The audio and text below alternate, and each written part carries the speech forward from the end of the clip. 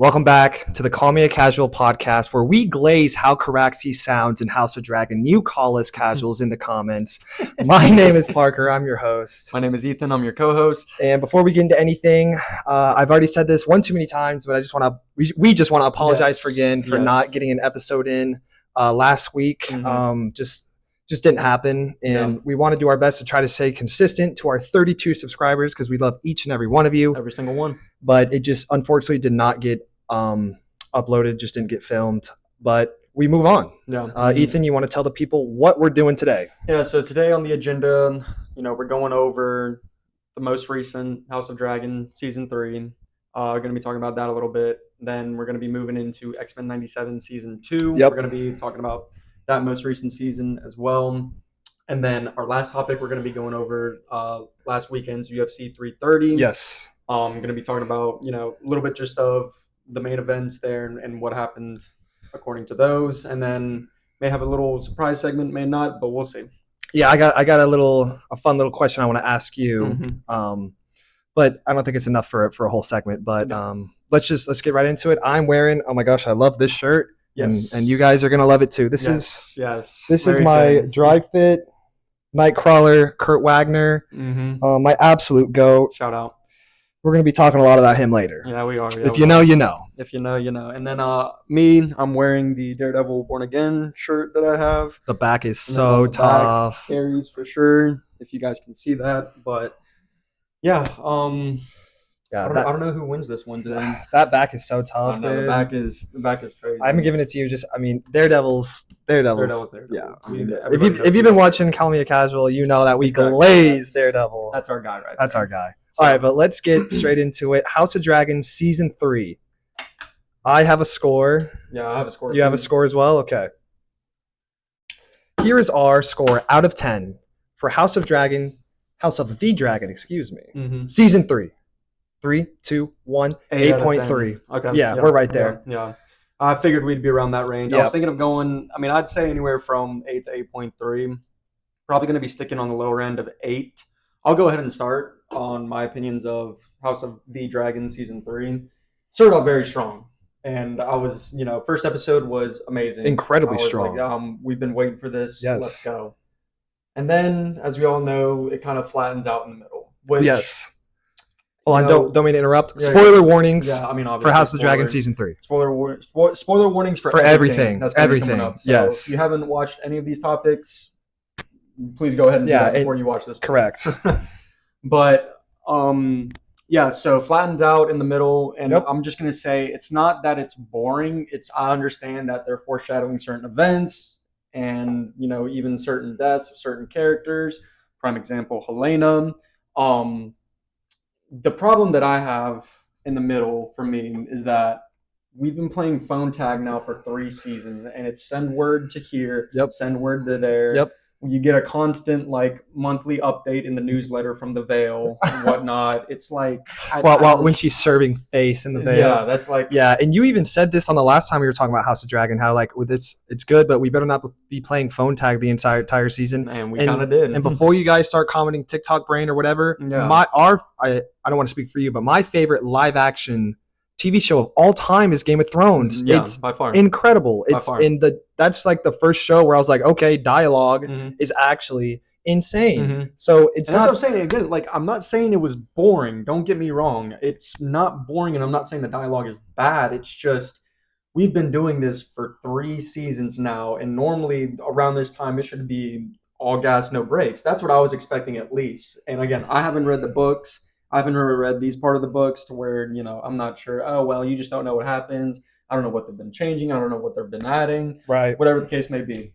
All I know is that season 4, like I'm saying again now, in 3 years' time, when we get back to this, it legitimately better be all gas, no brakes. That's the final season. It has to be crazy. It has to be insane. I will say another positive too, though, is that the ending was very strong. Dude, the end fight was so good. Yeah, so good. My favorite episodes were definitely the first one and the last one. Yeah, the end fight was so good.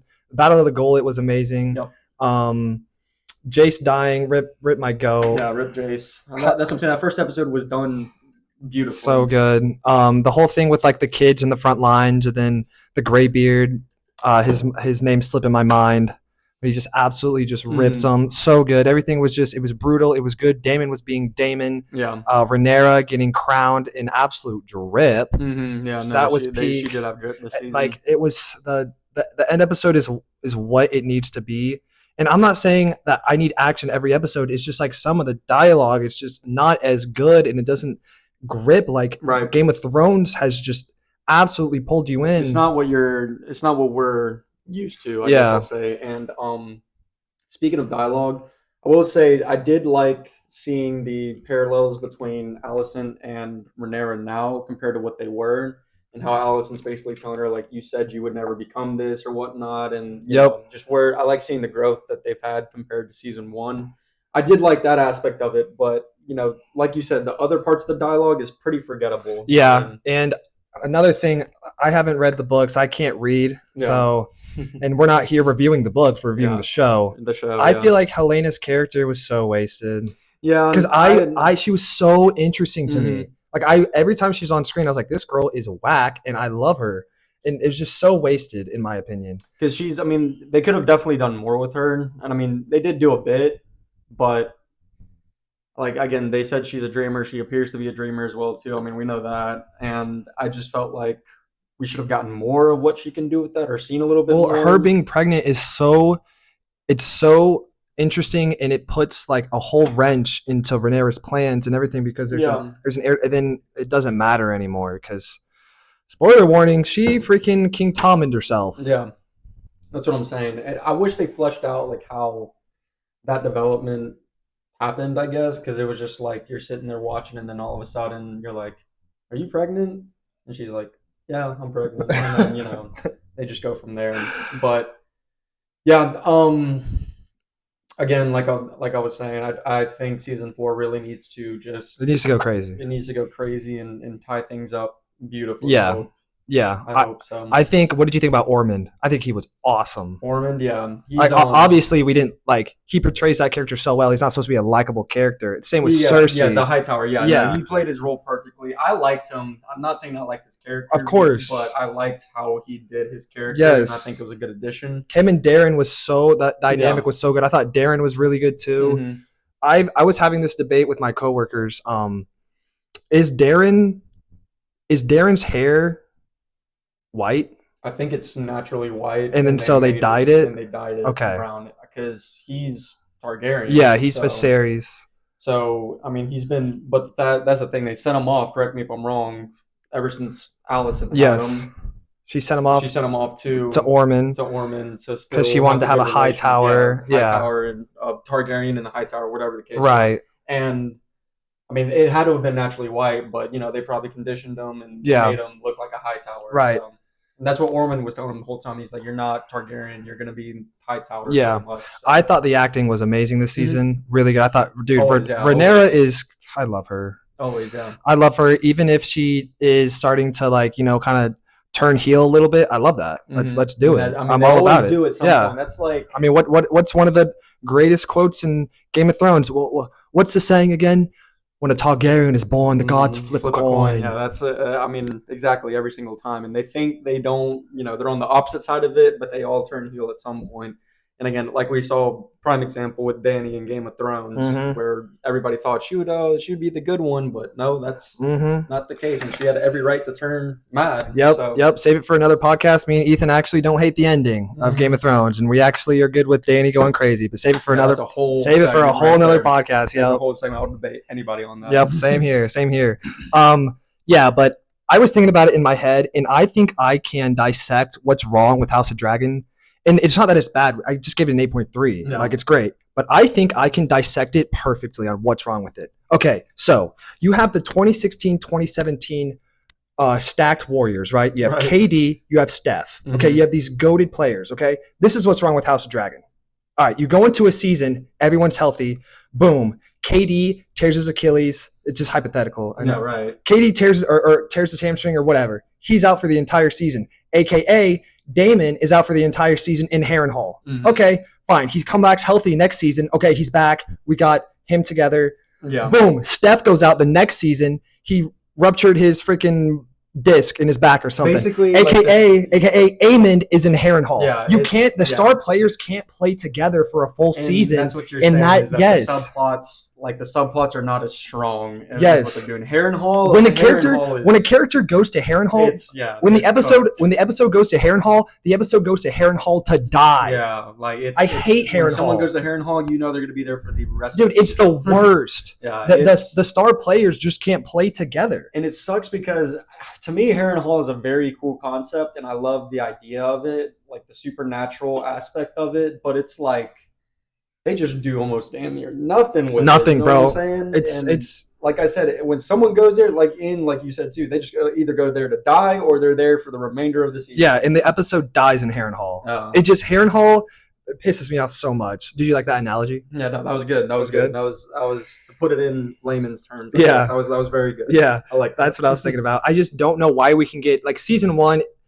Season one is season one, and season one's great, but it's not Aemon that we know today. Like he's a child for half of it, then he's a teenager, then it's finally Aemon.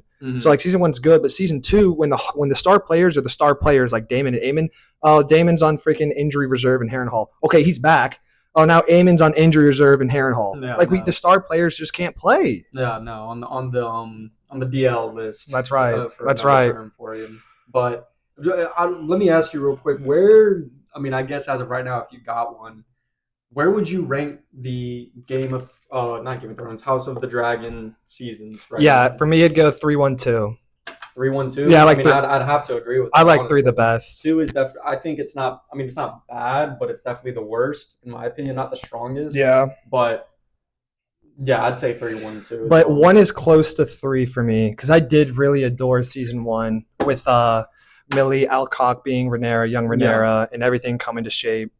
Just because I think it was just so fresh and it was new Game of Thrones content. Right. And it just. And Aemon getting, I may have lost an eye, but I've gained a dragon. Exactly. Just like so good. Vhagar, serve me! Serve me, Vhagar! Serve me, Vhagar! Vhagar, no! Yeah, no, iconic. Definitely, I would agree. Season 1 is on par with season 3. I think they're both, just relatively the same. Yeah. So, I didn't love season 2 that much. No, I didn't either. That's what I'm saying, because we've been setting stuff up for to be fair, I'd rather have Aemon in Harrenhal than Daemon. Daemon's my favorite character. Yeah, no, 100%. Daemon's my favorite too. Yeah. Seeing Daemon in Harrenhal was like... It was so bad, bro. It's like, I immediately almost lost interest as soon as we got to Harrenhal, bro. We hate Harrenhal. Harrenhal's on the do not visit list. Like that's what I'm saying. It makes me sad because it seems like a very cool topic and like a very interesting place, but they just I don't know. Not for a star character to be there for 2 full seasons. They just drag it out too long. And where's Vhagar? I mean, we're about to find out next season. I mean, they're supposedly going to get him. So yeah, I don't know. I do have something I want to run by you. Mm-hmm. So tell me why I'm no longer Team Black. It's very interesting. And tell me why I'm not Team Green. Yeah, and at this point. And tell me why I'm Team Aegon. Let's go. Yeah, I mean, I will say one of the things they did good in this season, it's actually great you mentioned that, is Aegon's character arc. Dude, so good. It's like the best thing in the season. That's definitely one of the best attributes of this season is because at first you think they're like, all right, they're doing nothing with them. But then when you start seeing Sunfire and like, Game of Thrones never really shows a dragon twice after they're dead. So Sunfire. And then that's one of the best moments. Like he's always on timing. Like he was prepared to die. He gave his giant speech. Mm-hmm. Look at this glorious sight. Yeah, like, dude. And we were watching that. When we were watching that, in my mind, I was like, oh, I love Aegon now. Yeah. Like because and like we're rooting for him. That's exactly. In the second season, didn't care for him. Didn't care for him as king. But now the way they're doing him, dude, it's so good. And it makes you realize too, it's like he is still technically the true king. Yeah, he is. It's like we kind of want to see him back on the throne. I kind of do too. Yeah. Like I'm a team. Yeah. I'm a Team Black. Like Homer. I root for Team Black. Daemon's my favorite character, and in season 1, Rhaenyra was called. Rhaenyra will rule, and then yada yada. Mm-hmm. We know the plot, but now, dude, I'm like, dude, Aegon's kind of the guy. Mm-hmm. Like Aegon's kind of a G, especially after, and I'll bring this up too, especially after Rhaenyra's coping mechanism of "I am the prince that was promised." I was like, "That's yeah, dude. You were just grasping onto straws." I think she genuinely believes it. Yes, for sure. They probably all did. Yeah. But like I'm glad they added it too. I'm not hating on it. Don't No, get me no, wrong. no, no, I thought it no. was great that they threw it in because you can either see that she's grasping at straws to like make herself believe she is the rightful ruler, or B, she's just straight coping that she doesn't have a really good kingdom to rule. Well, when she was sitting on that throne and the throne cut her, it's signed from the gods that the gods deem her unruly. She also did kill what are they? They're not high septons. The I thought are they not the high septons? Maybe is that what they're called? The religious, the church. anointing, the church, the septons, I mean, and like that's kind of cooked. And that is no, I mean, like they believe their gods are higher than theirs, but you know, you don't mess with religion like that, anyways, and especially not in the Game of Thrones House of Dragon. That's what I'm saying. Yeah, dude, she's about to fumble. What, she has 6 dragons, a 6v3. That's what I'm saying. She's about to fumble. Well, she lost. I mean, we don't know where. Well, Jace is down, so they're down 1. And what's his name? Ulf. We don't know. Ulf. Yeah, we don't know what Ulf's going to be doing now. Ulf obviously is kind of a pretty, like, the word I would say, I don't. Shitty character. No. I'll be trying to keep it family friendly here, guys. Right, come on. Exactly. But like, he's the most realistic person in there. No, yeah. Bro 100%. Just wants to get a drink with the lads and use his name for glory. Exactly. That's the most. And Rhaenyra's brothel houses. And Rhaenyra's working him 9 to 5. Yeah. He's like, bro, I just want to go get a drink with the lads. Yeah, exactly. Breaking news: Ulf the White has been traded to the green team for a pint of beer. He was a free agent. But that's like the realest thing I've ever heard. No, it's I agree. And I like that they did that too. And I like how they're showing his character like that. And I think it's very also in character too that he was passed out, hammered before the big fight, and they had to go find him and get him up. And he was like, "Screw all of y'all! I'm just gonna burn everyone." Yeah, dude. The end fight was so good. The end was good. I hope season 4 picks up like immediately, if not a little bit right after. I'm also glad. Right there. I'm also glad Sir Kristen Cole's out of there. Yeah, never liked him. I was gonna bring him up. Never liked him. I may be in the 1% here. You like him? Not that I like him. He's not even top 3 for me, probably. Not even top 5, maybe. But I just love, they really do the characters right and how they do like their own little arcs, because he was trying to go on his whole like atonement arc and whatnot. And I thought it was so great to where he's like, I am the best Roman, the warrior. Yeah. Like, we die with honor and whatnot. Yeah. But then he gets, shot full of arrows, heads on a pike, episode later. Like I thought it was very fitting for how he went out. I'm glad they did it like that. And that's all I got to say about Christian Cole. Yeah, I felt like what they were trying to do with him was they wanted me to feel about his character development the way I feel about Aegon, and it just never clicked. Mm-mm. But the way Aegon clicked for me, it was like I don't think you're supposed to. Okay. I thought that like the way I was perceiving it as like, oh, Christian Cole's cool. Season 1, it's like, all right, now you hate him, but now we're trying to reel him back. Hey, you like this guy now? And I was always like, no, I don't. Yeah. But like Aegon, I was like, yo, get this usurper off the dang screen. Give Rhaenyra up there. But now I'm like, yo, Aegon's kind of like the guy. And that's what I said earlier, is that you kind of like start rooting for him now. I mean, I am a little bit too. So yeah. Before we wrap it up, I mean, we just got to glaze. We got to glaze the way Caraxes sounds. I mean, 100%. Daemon, again, still my favorite character. Same here. He was great this season. Caraxes in the final battle was awesome. Caraxes was fire, pun intended, against Sheep Stealer. Oh, as well. Dude, that jump, dude! When they jump Sheep Stealers, so good, very good, so good. I definitely think Caraxes is my favorite dragon in House of Dragon for sure. Probably Vhagar second, just because of how awesome she is. But Vhagar sick for sure. But the way Caraxes sounds, that's my favorite. It's so good. It's like in the way like it sticks its head through the gate because of its long neck and whatnot. It's very great design. I think I said this on an earlier episode when we were first talking about House of Dragon. The 2 coolest sounding animals in film history, in my opinion, is Caraxes and then that dang lizard that Obi-Wan rides. No, dude, that lizard. That lizard. What noise does it make again? Dude, it's like, dude, I don't want to butcher it. I know. Me too, like I remember it, but I don't. It's been so long. It's like. Yeah, that's what it is. That's it. When he's trying to go get Grievous. Yeah.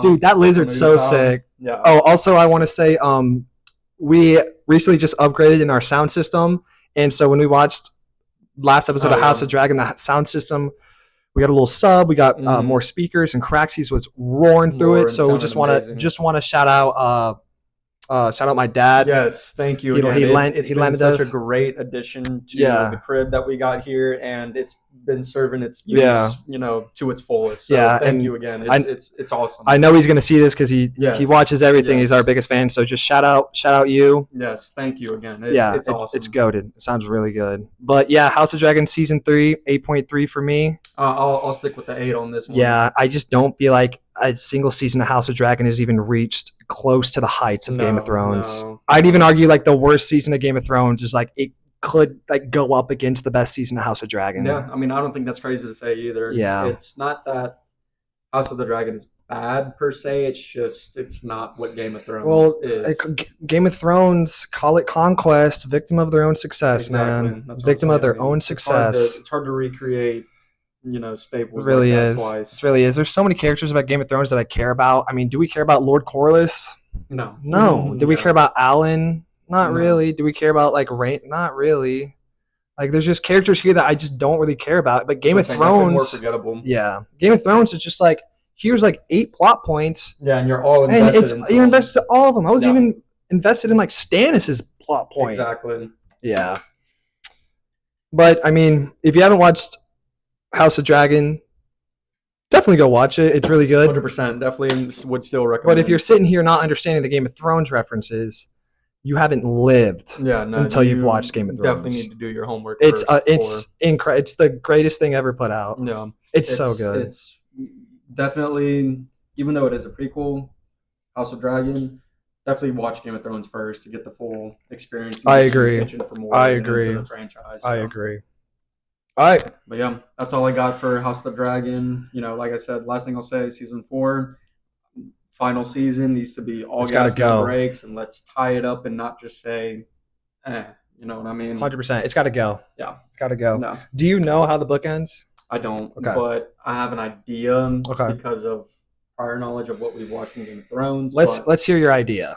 Well, and I won't make a face. Just let's hear your idea. Because I do know how it ends. I do know. I mean, I'm not saying that I do know, but I'm pretty sure Rhaenyra is going to die at some point. Okay. Spoilers, obviously. But I do know, I'm not saying I do know. I'm betting on that Rhaenyra is going to die. And I think it's going to be Aegon is the one to kill her. Okay. I think Daemon and Aemon are going to have their final, what it's been leading up to moment where they just fight each other and all roads lead to this. I think it's going to be one of the best battles. I'm really hoping that it's one of the best battles we see for a dragon battle. And I don't know who's going to become the victor of that one. Maybe neither of them, but we'll see. Yep. But that's my 2 biggest bets I'm throwing. I like it. Joffrey does spoil the entire House of Dragon plot. Yeah, that's what I'm saying. I'm trying to recall like what he's saying a little bit, and I'm like, with Rhaenyra, I think I definitely know what's going to happen. So yeah, I mean, call Joffrey what you want, Joffrey the Cruel, but hey, Joffrey's kind of a scholar. He knew his lore. He knew his lore. That's for sure. All right, X-Men time. Yeah, let's go ahead and get into X-Men 97 Season 2. You got a score? I do have All right, here are a score for X-Men 97 Season 2. Obviously, me and Ethan love the first season so dearly. Mm-hmm. X-Men 97 Season 2 out of 10. 3, 2, 1, 8.7. Okay, yeah, we're right there. Nice. We're right there. Also right there. I'm going 8.5. I'm going 8.7. So I would also agree, like with House of Dragon, 8.5 to an 8.7. Yeah. For sure. Doesn't touch the first season. No, let's go ahead and get that out of the way. Season 1 is definitely better than Season 2 by like a whole point. Yeah, like Season 1 for me is anywhere from like a 9.2 to a 9.4. I'd be so inclined to say that Season 1 is close to a 10 for me. Yeah, no, it's not crazy to say that at all. Season 1 of X-Men 97 is like one of the best seasons of Marvel history of all time. Absolutely. I'll put it out there, absolutely. Easily. And Season 2, I'll probably stick with the 8.4 5, but definitely I'm maybe a little bit higher inclined to like an 8.7. So, yeah, I mean, we're right there either way. I'll just go ahead and say it that I'm not okay. Yeah, no, let's talk about it. I'm not okay. There's many times I wanted to cry. Yeah. When we were watching that final episode, I don't know if you peeped it, but I did cry. Yeah, no, yeah. I looked over at you and it was just jaw on the floor. Call me Ian Gary. Call me Ian Gary because I'm in touch with my feminine side. I cry. I cry during watching Disney movies. Bro. Yeah, exactly. No, I'm not okay. Kurt Wagner is the GOAT, and I'm in shambles. See, and they love to do this, and I hope. I mean, it's good how they do it. Don't get me wrong, but like for the sake of my heart, I hope they don't keep sacrificing good characters because we got back my GOAT. Yep, we got him back finally. We lost Mag. We lost Mag though in the process, and now we lost Night. And now Nightcrawler. Yeah, we lost. But I also don't want him to come back. Yeah, no, that's what that is his perfect ending. Yeah, need to. I don't think he can come back because Gambit there was a way to maybe come back. Yeah. But now like Nightcrawler, he was taken by the freaking Celestial, and it's like. What are you gonna have to do to get him back? Sacrifice someone else. So Kurt Wagner might be the most righteous hero. Yeah. In all of like Marvel. I don't think that's crazy to say. Like his heart has to be so pure. Yeah. Dude, his whole thing about faith, his whole monologue and everything when he was going in, it actually took me by such surprise. Like when Beast pulled up with like the Bible, I was like, okay. And then when I saw Kurt, I was like, oh, okay, here we go. Yep, goodbye. See ya. Tears. Why? Yeah, dude. Nightcrawler's always been my favorite X-Men. Even though I feel like X2, he was done pretty good in the live action, but other than that, like his younger self in Apocalypse, garbage. I mean, that whole movie's garbage. Right. I want like a peak. Like his character design in the live actions just haven't been that great, but he looks so good in animation. So good. I mean, and he is so powerful. Like when he was taken over by Gambit, he about soloed everyone. Yeah, I mean, he practically did. Yeah, and he wasn't holding back, and he was just going. I love him so much, and I'm not okay that he's gone. Yeah, no, it definitely hurt. We lost Mag and we lost Nightcrawler in one season. Yep. It was definitely very detrimental. I'll go ahead and start saying the first 4 episodes were absolute peak. The first 4 episodes are peak. Yeah, like insanely peak. I was like, this is awesome.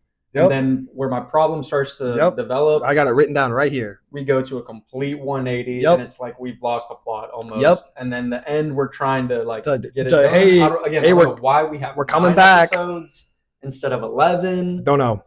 That's probably why it felt a little bit rushed because it definitely felt rushed towards the end for sure. Yeah, and I don't know how this season got 100% on Rotten Tomatoes when the first season. I don't know how this season's rated higher than the first season. The first season has half an episode that's a throwaway. It's when Jubilee and Roberto, aka Sunspot, goes into the video game. And they do that, and it's just half an episode. The rest of it is the giant plot point. This one, it's like Apocalypse, first 4 episodes, let's go, and then it's like, oh, Wolverine needs his claws back. Oh, the Danger Room's alive. Yeah, like those. What is that? It was too.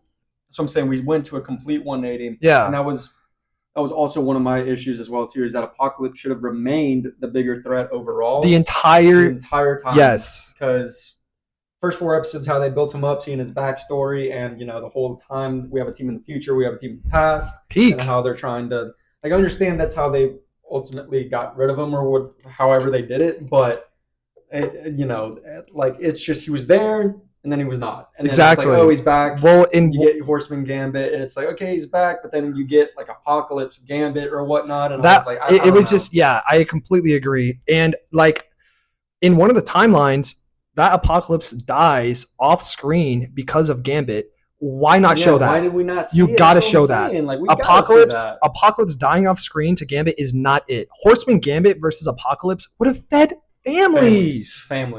Why is that? And then they tease Gambit coming back at the post-credit scene or at the very end for 2 episodes straight. We're like, okay. Yeah, and then you finally get it. And then, like I said, they start to rush it a little bit. I'm glad that Gambit and Rogue are back together. Yes, of course. We should have fleshed it out way more. Of course. If we had 2 more episodes, I think it would have been better. But I don't know. It was very rushed. Like the whole point of the Danger Room, the episode where the Danger Room comes alive, it's to show Polaris, like her character. Okay, that's fine. You don't need a whole thing for that. Show Horseman Gambit versus Apocalypse, because Apocalypse literally just dies. One of the Apocalypses in the timelines dies off screen. Nope. I just didn't love that. Especially when they discovered him, I'm like, well, how did that happen? Yeah. You know what I'm saying? It's like, oh, and then you see the card, and it's like you said, that would have fed families if we would have saw that. I will say, on a positive note, I did feel like the animation did look a little bit better. Oh yeah, no, for sure. It looked very crisp, very clean. There were some scenes that I was genuinely blown away, and it's still X-Men '97. I mean, it still has that feel. It's still like really, really good. Yeah, no, this season is not bad by no. It's just, I kind of felt like people were overhyping it a little for bit. For sure. I was sitting there, I'm like, is it really going to be better than season one? Season one is a staple. It's not. And yeah, it ultimately wasn't. It's not. But it's still, I thought it was still good.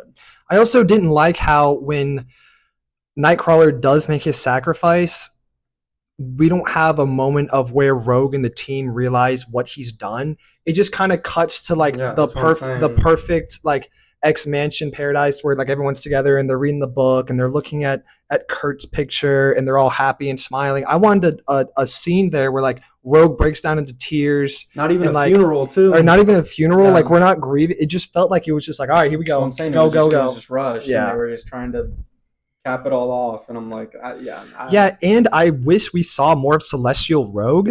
Like she didn't have a fight. Like she didn't have a fight against Gambit. She just went up and touched him, which like I understand in the lore. But like I want to see Impact Frames her going crazy and right. Like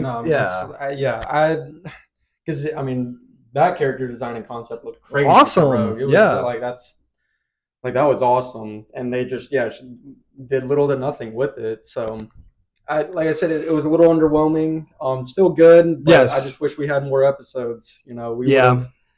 We probably would have had the last one today if it was still going, or not today, last Thursday, week, if we were still going. But I really hope they're not going to start like doing that. Just we're waiting because I'm guessing season 3 is going to come out next year. But I'm hoping it's not something like 7, 8 episodes. Like it needs to be back to like the 11. 12, like the fun episodes that are fun and aren't for like the huge big bad plot. I would put those in like the beginning or something. Like those they're fun. Like Wolverine getting his claws back, like that was fun. But then, the pacing just gets thrown off so much when it's first 4 episodes, apocalypse, peak, and then we go, oh, Danger Room's alive. Yeah, it took a complete 180 after witnessing iconic speech. What does he say? He says, doesn't feel mighty when stepping on ants. Yeah, Charles said. Apocalypse. He's like, cowards. Only cowards step on ants, and that's what Magneto was trying to like tell him earlier.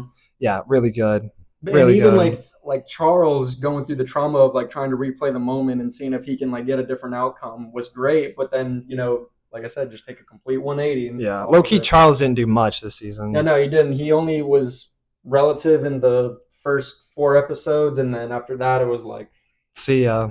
Also, you were cracking me up on the couch over there. You were like, "It should have been Beast. Beast did nothing this season."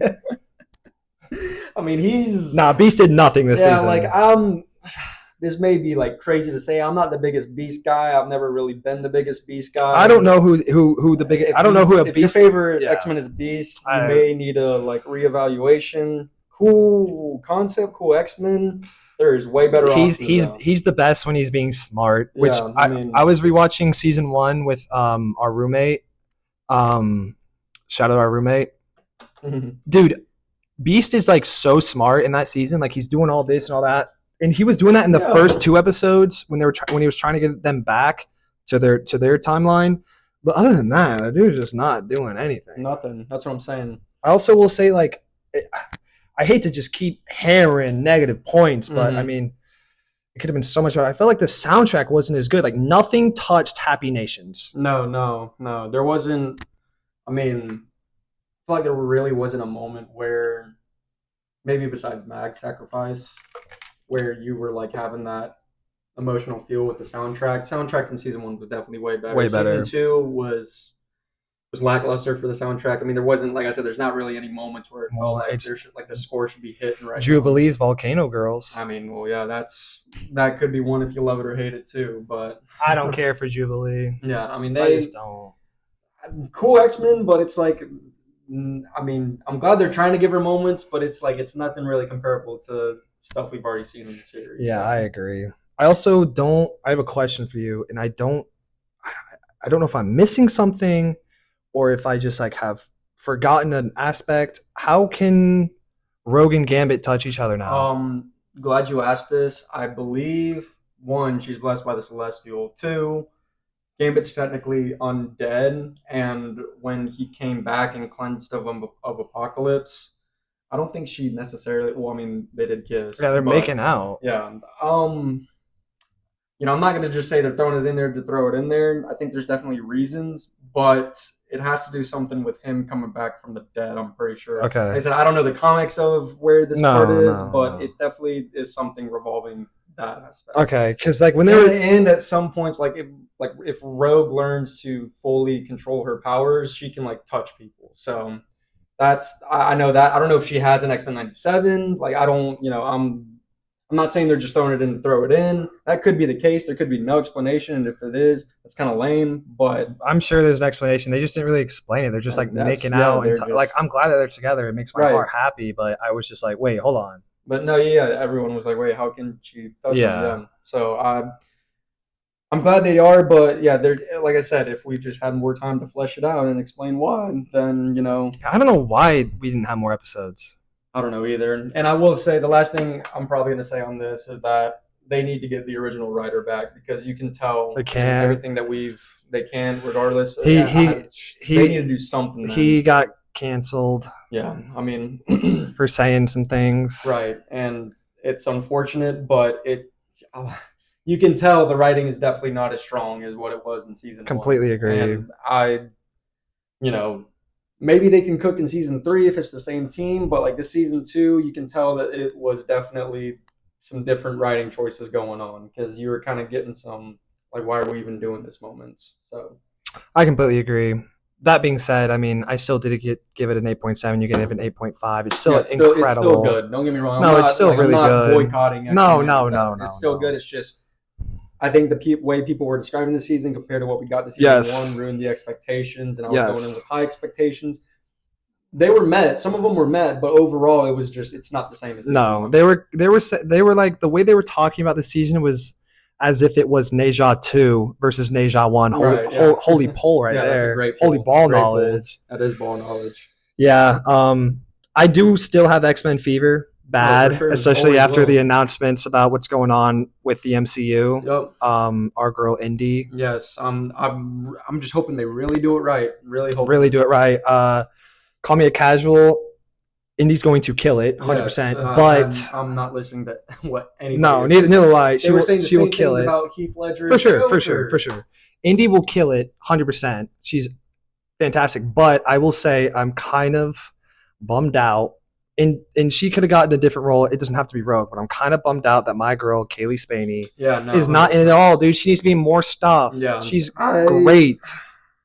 I would have loved to see her in the MCU for sure. And like you said, just more stuff in general. She was awesome, obviously, as we know, in Alien Romulus. So good. And, I mean, it's kind of sucks because she didn't get Ellie in Last of Us Season 2, which would have been like... It's like the greatest casting of all time. Like the perfect casting we would have ever seen. But, they said, oh, we already have our Ellie, and look how that turned out. And now with MCU not being Rogue, I'm fine with Indy being it. I think it's actually gonna be great. Yeah. I think she's going to kill it. Yeah. But, I wish it just would have gotten something. Anything. Apparently, it was negotiation hell. That's what I heard. Yeah, and when I heard that someone dropped out of being one of them, I was like, please don't be Kaylee Spaney. I think it was her. Yeah, she's 28. She's not in a lot of like big things. She's in a Knives Out movie, which she's good in. But the best thing that she's in, what really made me be like, hold on now, was obviously Alien Romulus, where she's amazing. Yeah, love her. I'm so excited about Adam Driver. Mr. Sinister. I'm glad they're going Mr. Sinister and doing a little bit more of that aspect because I mean all the live action X-Men like we've seen. Magneto being the real villain and things like that. I'm glad they're kind of going in a more comic booky route, as you would say. Adam Driver is fantastic. 100%. Yeah. 100%. Yeah. No, I'm excited to see what they're gonna do with it. next year we'll be looking forward to it. Absolutely. All right, well, X-Men Season 2, X-Men 97 Season 2, I get an 8.7, 8.5 from you. Yeah, good. Not as good as Season 1. 100%. All right, moving on. UFC 330 took place last Saturday. Yep. Me and Ethan are big UFC guys, big UFC fans, and honestly, I just kind of want to talk about the main event. The rest of the card was kind of a snoozer.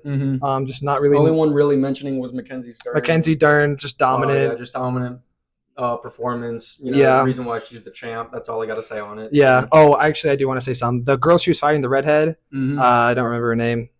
Her corner man, like her coach, is Dean Thomas. I saw everything. Yeah, you saw everything on that, bro. John Anik was getting on him. Yes, dude.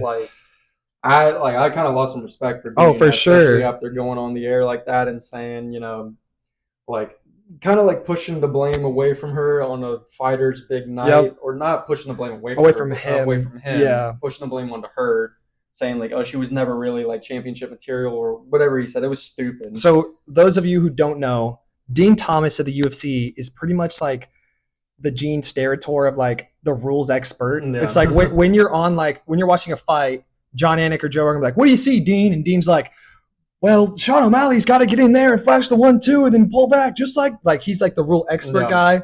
And so occasionally he does corner some fighters. And so he was cornering this girl, title fight. She's fighting Mackenzie Dern. Dean's in the corner. He also trains her a little bit, and she's getting destroyed. Yeah. Like destroyed. I mean, Mackenzie Dern's that good. She's getting destroyed. After 100%. The fight, she loses every single round. Dean Thomas goes to the broadcasting booth. He's on air. He says, yeah, the fights were this, fight that. I just want to make an announcement.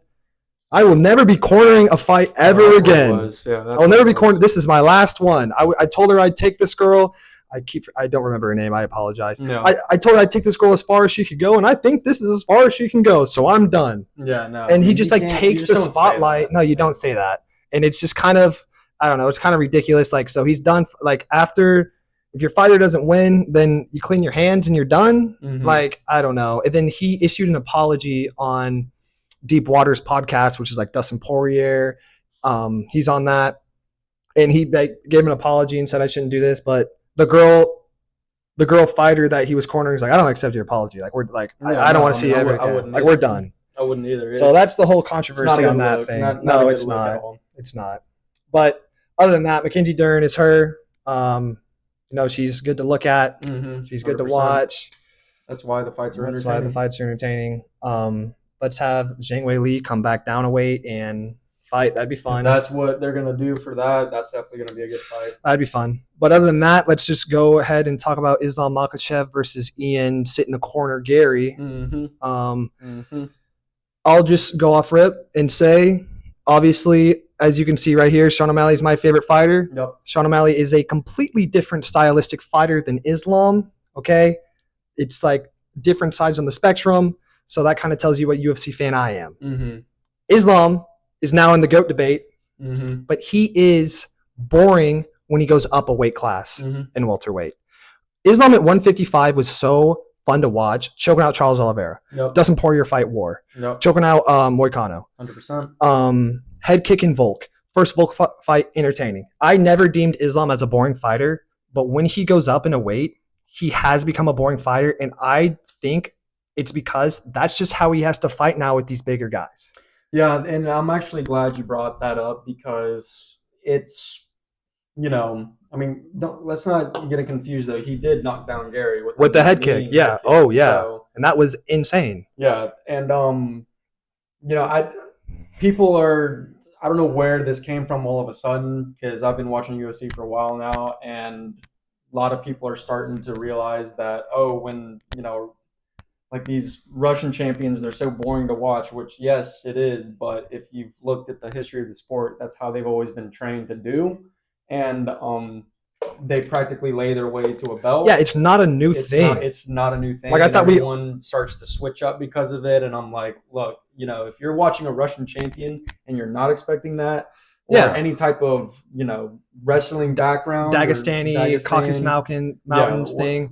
Even I hate to say it, but Marab was Spanish background. Like, if you know his background and you know how he works, and you're expecting it to be a fun, entertaining fight, you are going to be disappointed. Yeah, he because that trained. is just not He going to happen. he trains in the Georgia country, and like, yeah, this is a known thing. I don't know why this is now it's like, oh, the sky's blue. Yeah. When did that happen? That's what I'm saying. Everybody's starting to switch up, Yeah, and they want to see him fail now, and it's like, I mean, I understand it. It's not fun to watch, but it's part of the sport. yeah, it's part of the sport, game, and you got to take the boring things with the absolute peak of the sport. Yeah, no, like 100%. like Leon Edwards, that is not the cloth from which he has cut head kick Kamaru Usman and like the highest of the highs of UFC is always going to trump the people 100%. laying on. I'm not here defending, oh, I want to watch a fight where someone lays on someone. I'm not saying that. It's just, it's a big like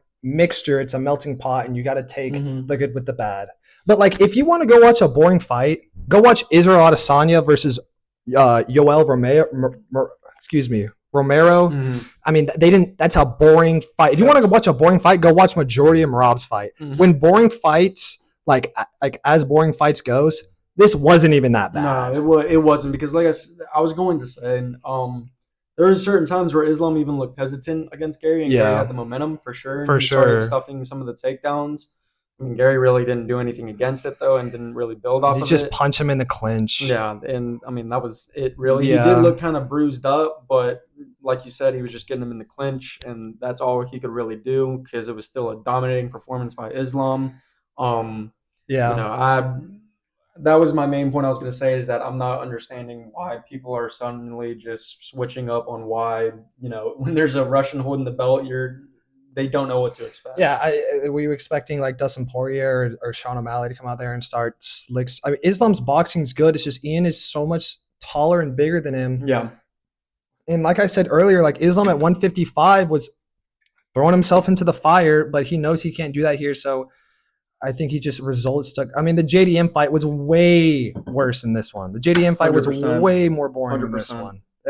Yeah. I mean, Islam, he just set the record. He just beat Anderson Silva's record for the most consecutive UFC wins. I think he has 17. He says he wants to go for 20. And when he gets to 20, I think he's going to retire.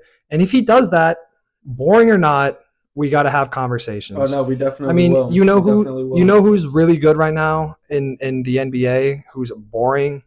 SGA. Yeah. And people, it's the same equivalent, and people exactly. People glaze SGA. People will glaze him. Yeah, I don't know. It's just, listen, I see both sides. I really do. Yeah, no, 100%. That's what I'm saying. I'm not denying it. Of course. I'm not saying, I'm not trying to defend it, but when you look at the sport and what everything you can do with it, it's part of the game, and they just really utilize that aspect to the fullest. So. Yeah.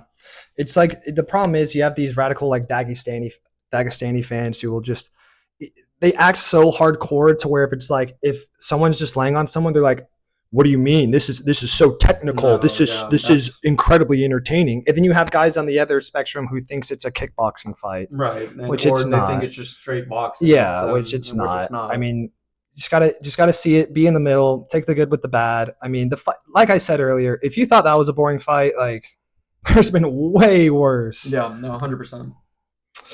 That's really all I got for that. I do have a question for you though, unless you have anything else to say. I mean, that's all I got really. And I will say I'm looking forward to Van versus. Oh my gosh, yes. 31. That's going to be. Oh my gosh. Talking about boring fights, that will not be a boring no, it fight will not. Aspect, no, it will not. And Arman Sarukian versus Mauricio Rufy. That will be good. Yeah. What else is coming up? Tommy McMillan's fighting again. Peyton Talbot's fighting again. Really? Yeah. He's fighting Davison Figueiredo, the god of the guy who has the God of War hair. Not to be confused with Benoit Saint Denis, God of War. God of War, yeah. But who else has the hair? Right. Who else is fighting? I got more on my mind. Sean Strickland just got announced. Against who? I don't remember. Gene Silva was supposed to fight Yair Rodriguez, but he pulled out. Yair Rodriguez is actually a freaking loser. He fights once a year, then it's bad. Yeah. Diego moved up to 155. They haven't announced anything with him. That's right. Yeah. Volk is gonna fight. Volk is fighting. He's fighting. The undefeated guy, Ivmov, like Evelev or something. The undefeated guy. Yeah, I know the name. Yeah, Yeah. there should be some. Yeah, there's fights cards that I'm looking included forward at the to year, for sure. I have a question for you though, and I Yes, want sir. you to like really think about it before Mhm. you give me an answer. All right. Okay, because it's kind of out there. Mhm. Okay, I was gonna do this in a versus segment, but I think I could just rip it right now. All right. All right, fist fight, no armor. Fist fight, no armor. Okay, Aemon Targaryen in a fight kit. Okay, who won the fight? Islam Makhachev versus Aemon Targaryen in a fight kit. Just straight hands, no armor. Fist fight. There's no rounds. It's not like the round's over. There's no ref there. So pretty much whenever someone can't fight anymore, aka both of someone's arms get snapped and he can't do, or he gets choked out, or he gets knocked out. Like they throw him in a freaking pen. Yep. Like Yep. Throwing casting lots. Yep. And whatnot. So who would win the fight? Aemon Targaryen versus Islam Makhachev. Think about it. I mean, Aemon got good striking, but nobody checked the grappling. Nobody checked the grappling, brother. 2-3 years Harrenhal is not it. 2-3 years, freaking Dorn forget. Yeah, so they needed. So they needed. So you agree with me? Yeah, that, I say Islam. Yeah, Islam would, because I don't think that's crazy. No. When did we ever see Aemon like fist fight? Like, what is he gonna do? He's small and thin. Defend the body. Yeah, Put him in a guillotine. That's good striking, but nobody checked the grappling, brother. All right, I'll do one more. All right, let's do one more. Same parameters, exact same parameters. Islam Makhachev versus Daemon Targaryen fist fight. Now, see, I knew you were gonna say Daemon. I wanted to start with Daemon, then I go up to Daemon. I mean, now I'm just gonna say we saw Daemon fighting a pretty Dagestanian-looking dude. Yeah, with sword and shield. Right. Does Daemon know how to throw a 1-2, a 1-2 slip? Like, can Daemon shoot a single leg? Can he defend a single leg? Yeah, no, I mean, but like, I just think. Does Daemon know arm bars or triangles? Daemon just might be stronger though. So I looked it up. Daemon weighs the same exact weight as Islam. Really? 170. Well, when they fight, obviously Islam weighs more when he fights, but 175 welterweight. I think it's a lot closer than Aemon and for Islam, sure. For sure. I would probably still say Islam just because Islam would. He just gets the back and chokes him out. Yeah, I mean, he would just still probably choke him out, but I wouldn't count out Daemon. No, for sure. I think it's 50-50. For sure. Dude, I think it's so interesting because, like, we see these great warriors, but, like, they're being trained their entire life, like, with sword. Sword and shield. But when it gets, like, hand in hand, like, does Daemon stand orthodox? Does he stand southpaw? Does he have a nasty right hook? Is he peppering? Yeah, Philly shell. Like what is his fighting style? Can he defend a takedown? No. Does he have a spinning back elbow in his bag? Does he have a high kick? Dragon high kick. Yeah. Is he teep kicking? Like what is his? We don't know. So yeah, that's actually that's very interesting you brought that up because I think I consider UFC fighters the modern day gladiators for sure, 100%. And yeah, it's a very good point because when they don't have their sword and shield or their armor, can they still be as great as warriors as they are? I just think like Islam's like this is all he knows. Like he's been training like 100%. to fight his entire life, and Daemon obviously he's a fictional character. Yeah, of course. But like what does Daemon like I said? I think Islam would. I think he'd choke him out. Yeah. I think he'd choke him out. I think that's crazy to say. Okay.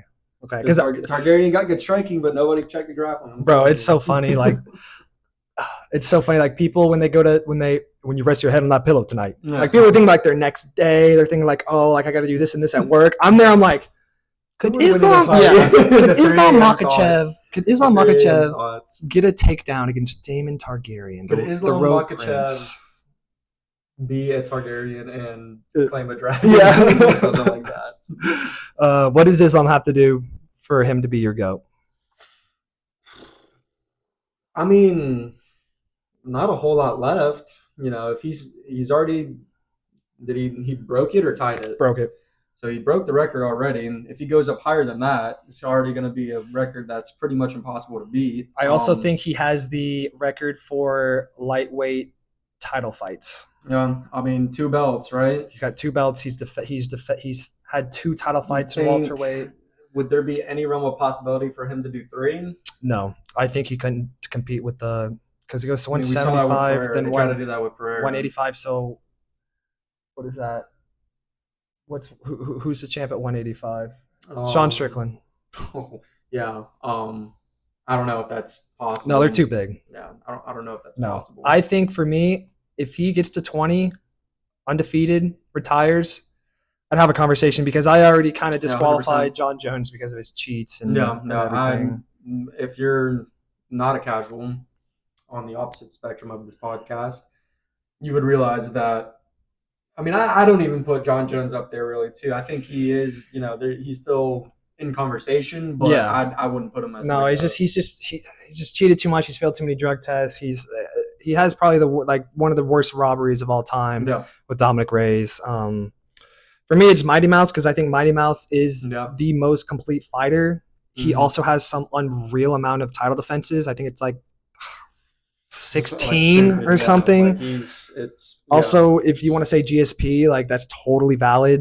But I mean, Islam GSP is also in the conversation. Islam hasn't lost in.